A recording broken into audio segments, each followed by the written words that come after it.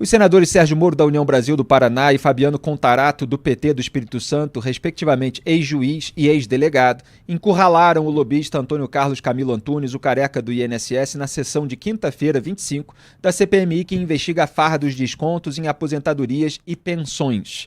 O antagonista explica em 12 passos o caso emblemático que virou foco das inquirições. Vamos lá, item por item. 1. Associação dos Aposentados Mutualistas para Benefícios Coletivos, a AMBEC, dá procuração ao lobista Antônio Carlos Camilo Antunes, agora apelidado de careca do INSS, para celebrar acordo de cooperação técnica, o ACT, com o INSS. 2. Após celebrar o ACT, AMBEC salta de R$ 135 de arrecadação para 16 milhões. 3. AMBEC transfere 11 milhões de reais para a Prospect, empresa do careca do INSS. 4.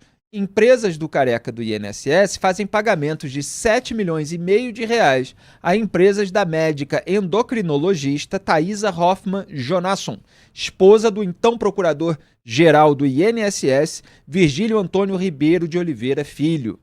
5. Virgílio foi quem tomou uma série de medidas no INSS para garantir a possibilidade de desconto em folha de pagamento de aposentados e pensionistas, sob a alegação de que o bloqueio levaria à ampliação das filas nas agências.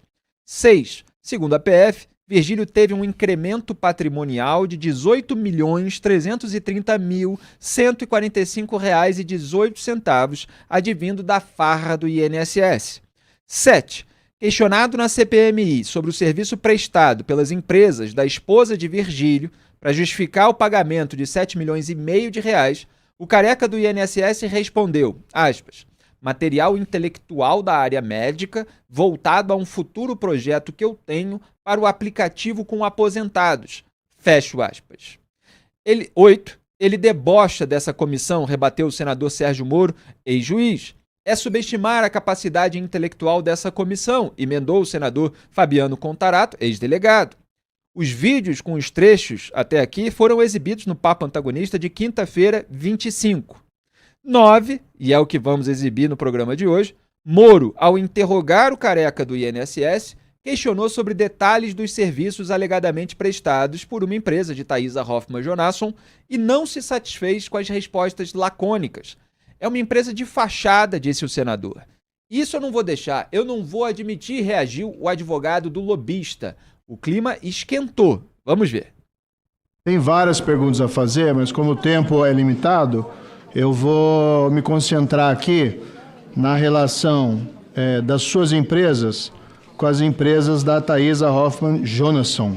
Como é que o senhor conheceu a senhora Thaisa? E nós vamos uma a uma agora. Como o senhor conheceu a senhora Thaisa? Conheci a senhora Thaisa através de uma indicação que teve por parte de um amigo que chegou até mim. Quem foi o amigo? Eu não me lembro bem, porque eu estava fora do país. O senhor não chegou a ela através do senhor Virgílio? No primeiro contato, não, somente depois. Qual que é a especialidade médica da senhora Thaisa? E quais são os serviços que justificaram pagamentos de mais de 7 milhões das suas empresas para ela? Eu repito aqui e volto a dizer, a produção dela foi de serviço médico que poderia ser utilizado em aplicativo para a aula médica ou exposição sobre doenças prevalentes na faixa etária dos aposentados. Ela já prestou esse serviço antes para alguma outra empresa? Isso eu não sei. E por que ela seria a pessoa, então, que o senhor procurou e pagou 7 milhões? Eu acho que a senhora Thaisa era uma médica extraordinária, porque em poucos meses, de 1 de fevereiro de 2024 a 30 de 6 de 2024, a sua empresa pagou 7 milhões para ela. Qual é o serviço? Vamos falar aqui em detalhes. Vamos falar do per capita, que eu acho que esse é o melhor. O valor combinado com ela é per capita. Se tinha a possibilidade de ter tantos associados para a utilização do aplicativo, essa foi a conta. Era um serviço individualizado? Era um serviço individualizado, material médico dela? Exatamente. Ela atendia cada uma dessas pessoas? Não. Ela atendeu essas pessoas? Material que eu comprei e que eu posso utilizar tanto nesse projeto quanto em outro.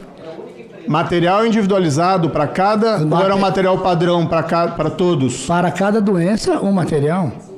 Quantas doenças eram? Não, agora eu não sei te falar, senador.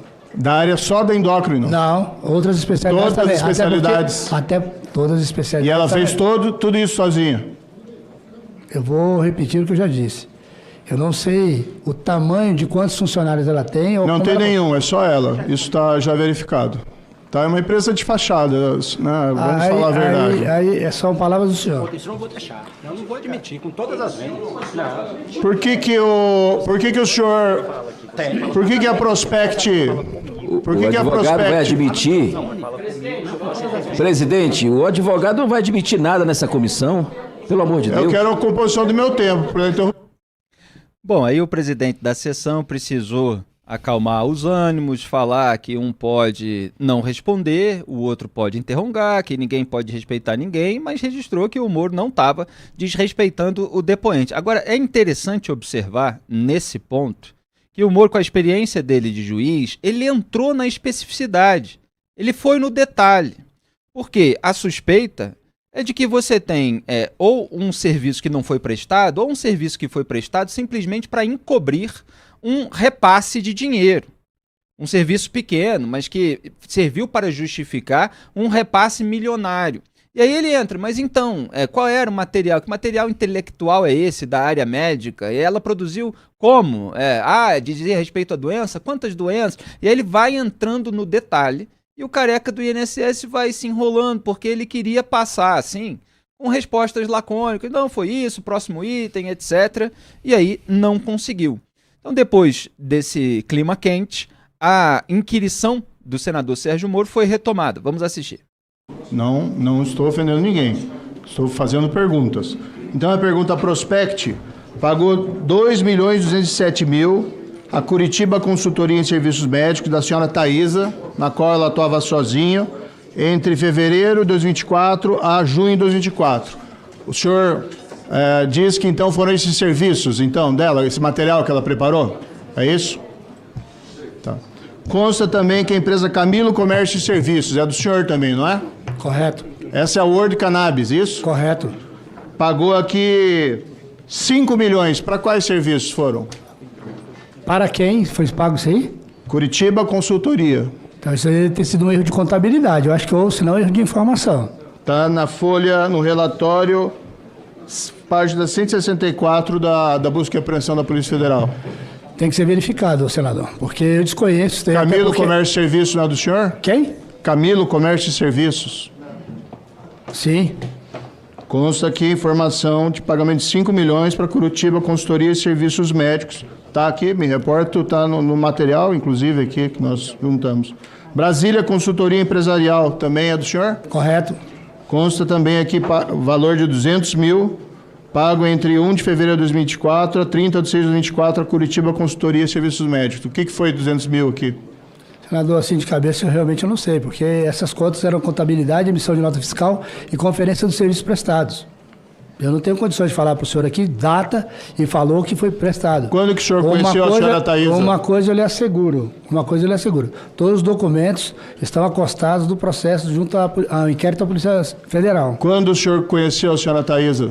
Acho que uns 2 meses antes de começar a prestação de serviço, 2 ou 3 meses antes. 2 meses antes, de repente ou 3 meses começar a prestação de serviço. Quanto o senhor pagou no total para ela, para a empresa dela? Eu acho que os valores já foram mencionados aqui, senador. Não, eu pergunto qual que foi o total. Eu lembraria se eu pagasse 7 milhões para Curitiba Consultoria. Porque foram pagamentos mensais, mas a informação que tem é mais de 7 milhões e 100 aproximadamente.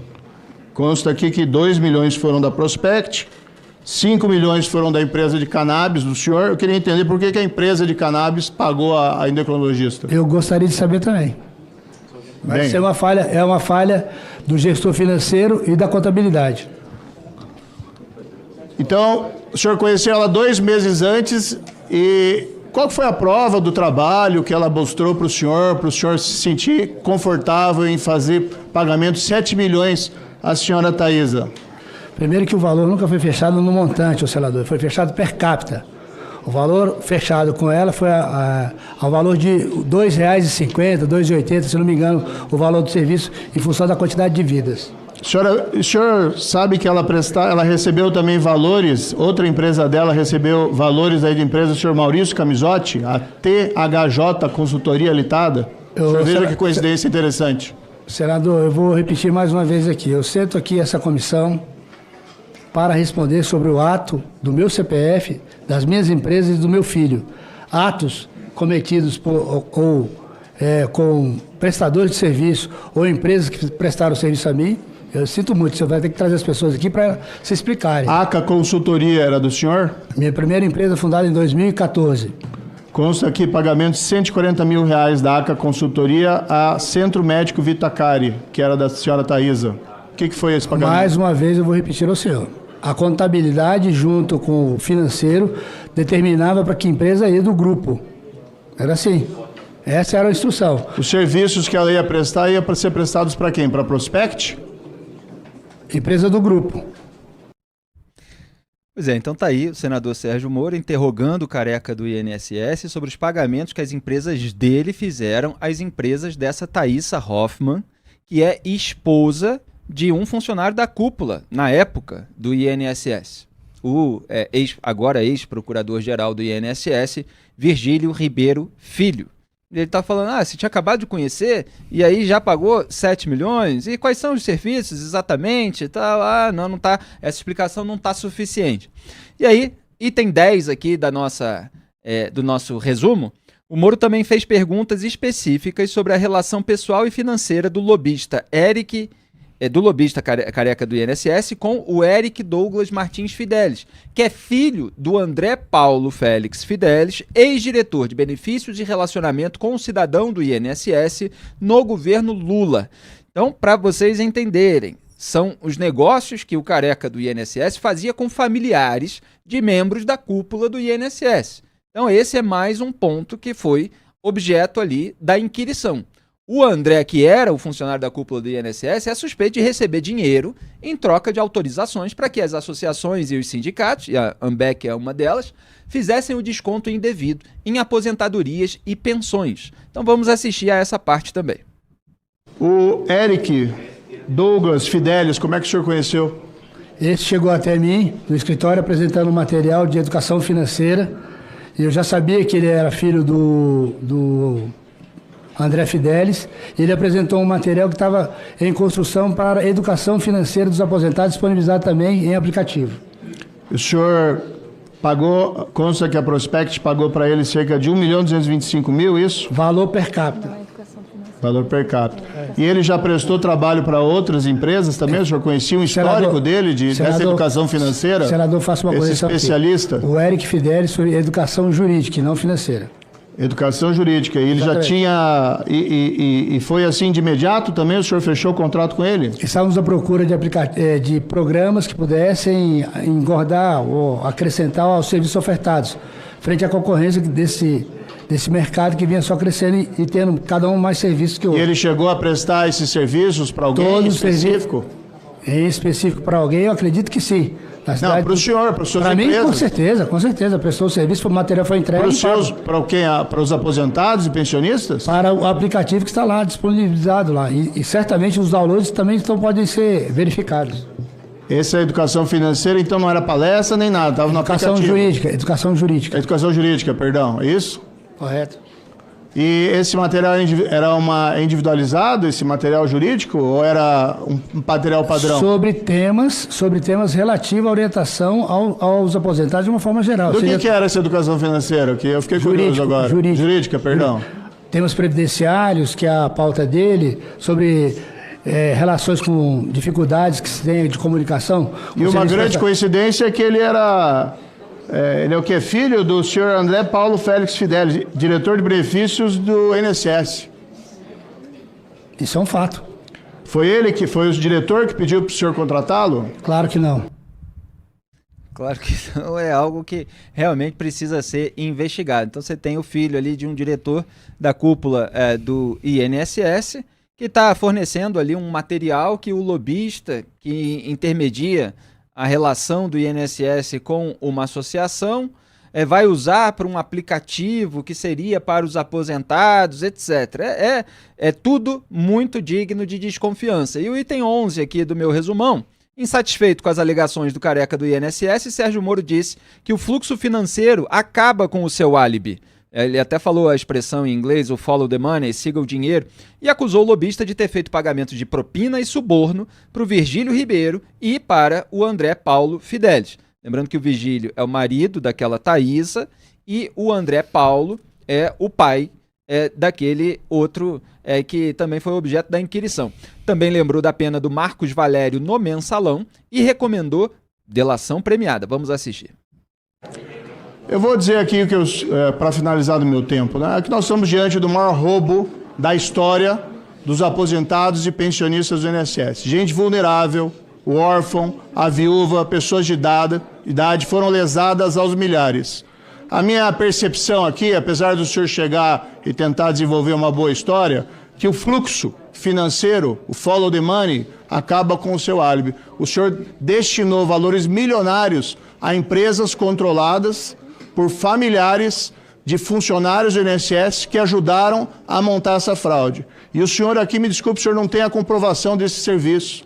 O senhor conta uma história aqui que é vazia, que não tem nenhuma substância. Material padrão. O senhor acabou de conhecer a Thaís e pagou para ela 7 milhões. E a sua empresa de cannabis pagou 5 milhões e o senhor sequer se recorda. Isso aqui, vamos falar a verdade, é propina, suborno para o doutor Virgílio e depois para o senhor André Félix Fidelis. Não sei para mais quem que o senhor pagou propina ou suborno aqui nesse caso. Mas o senhor não tem direito de vir aqui perante essa comissão e debochar de nós e debochar da população brasileira contando essas histórias. Eu vou lembrar um nome para o senhor aqui, Marcos Valério. Ele foi o operador central do caso do Mensalão, que foi o primeiro escândalo do governo Lula. Ele pagou o pato, ele ficou calado, não colaborou, foi condenado a 37 anos de prisão, enquanto pessoas para as quais ele pagou suborno, alguns ficaram menos de 1 ano preso. Então rogo aqui ao senhor e também sugiro ao senhor advogado que comece a pensar em colaborar, porque o senhor está preso, o ministro André Mendonça é um ministro firme, não acredito que ele vá revogar diante de tantas evidências e da magnitude desse escândalo financeiro. A sua saída para esse caso é unicamente a colaboração, porque a sua história, o seu álibi, não converge com os fatos e com os documentos. É isso, senhor presidente. Muito obrigado, senador.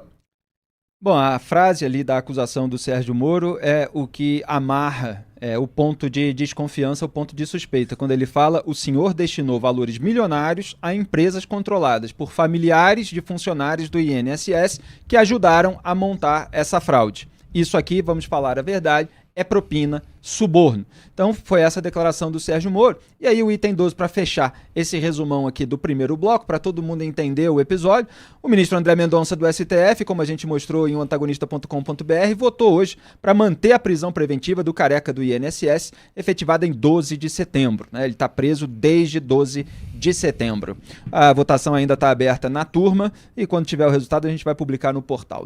Bom, a gente mostrou aí o senador Sérgio Moro encurralando o careca do INSS na sessão de ontem, que durou o dia todo, terminou de noite, e hoje, vocês viram que o Moro tinha dito que o André Mendonça seria firme, etc., e o André Mendonça, de fato, manteve as prisões preventivas do careca do INSS, cujo nome é Antônio Carlos Camilo Antunes, e do empresário Maurício Camisotti, outro lobista aí que está sendo acusado em relação a esses esquemas. Faltam agora votar os ministros Dias Toffoli, Edson Fachin e Nunes Marques. E o presidente da turma, Gilmar Mendes, se declarou impedido para julgar. Portanto, tem um voto aí pela manutenção da prisão. Vamos ver como serão os outros. Ricardo Kertzmann, o que você destaca? Olha, Felipe, quem acompanhou o programa ontem vai se lembrar que em um determinado momento eu dizia que a CPI, que a CPMI, no caso, está diante de profissionais, não está diante de amadores.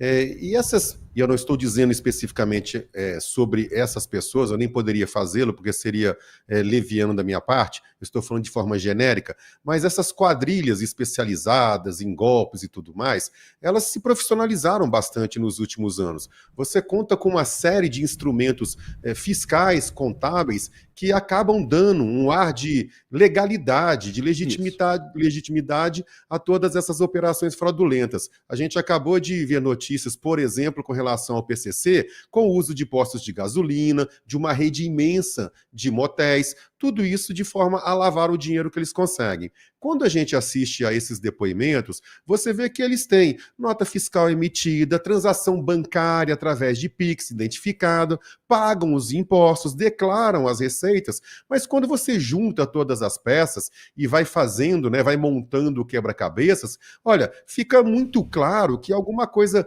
muito fora da curva acontece. É muito anormal você ter uma empresa nova que pouco tempo depois conhece um suposto fornecedor, fecha com esse fornecedor um contrato altíssimo de 7 milhões de reais, faz pagamentos, não sabe bem explicar quais foram os serviços prestados e depois você vai descobrir que esse fornecedor tem ligação direta, né, com um funcionário, com um alto servidor de um órgão, no caso do INSS, que está sob suspeita. Então, nesse momento, Felipe, é que é muito importante aquela visão eu não diria alargada da lei, mas a visão correta da lei, porque a gente sempre comenta isso. Você vai ter os advogados de defesa dizendo o seguinte, olha, onde que está o crime? Está tudo aí, tem toda a nota fiscal e tudo mais. O que vocês estão falando é uma narrativa, né? Vocês têm que provar que houve um crime. Porque se os indícios, né, o que se chamam de indícios, provas indiciárias,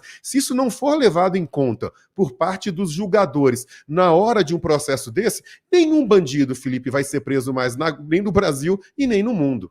Exatamente. Então, você tem uma desconfiança de que a pessoa que está participando do esquema, ela prevê a hipótese de ser pega. E aí o que ela vai alegar? Ela vai alegar, não, tem um serviço aqui que foi prestado. Aí você precisa analisar minuciosamente todas as conexões, analisar o serviço, ver qual é o preço de mercado, inclusive, daqueles produtos ou serviços que foram prestados, para você ver se está tudo condizente. E quando se faz aí todo o quebra-cabeça, se vê que, como o Ricardo falou, é algo muito fora da curva. Então, você pode tentar ocultar um pagamento ilícito por meio de um serviço que ele te deu ali um produto.